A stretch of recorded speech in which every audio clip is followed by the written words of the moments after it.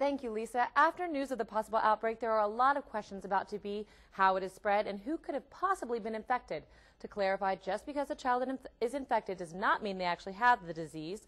The disease is completely treatable, and the health department has already notified all of those they believe had enough contact with the girl to have an increased risk of the disease. Tuberculosis, or TB, is a disease caused by a bacterium and is generally transmitted through coughs or sneezes. However, physicians say this is not something that can be picked up by minimal contact, such as shaking someone's hand, riding the bus, or sharing drinks. So we really are confining our exploration of people who've had more prolonged contact with her. Let's say in a classroom, it's an enclosed space, you're in the same room for hours every week. Those are the people who are at increased risk. The little girl was taken out of school 2 weeks ago, but was not diagnosed with TB until yesterday.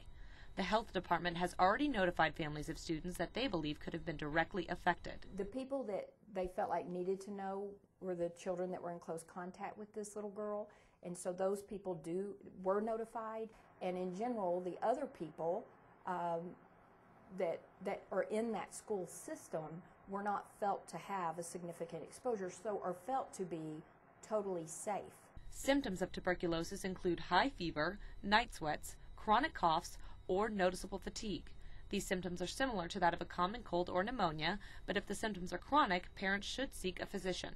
So generally TB is a chronic thing. So kids who have a cold and get over it or are showing signs of getting better, that's not TB. So what if your child has a positive TB test or has been infected? Well, just because they are infected does not mean they have the disease. If you're infected and have a positive skin test, but you don't have any findings on your chest x-ray or any evidence that you have true disease from the TB, you're not even considered to be contagious. Dr. Smalligan says that worst case scenario, an x-ray will find that a young person has active TB. The disease is very treatable and will require 4 medications every day for 2 months, as well as 2 medications for the following 4 months, and then they should be cured of the disease. But he says even this scenario is very unlikely. There will be follow-up tests on those closely linked to the girl in about 6 weeks.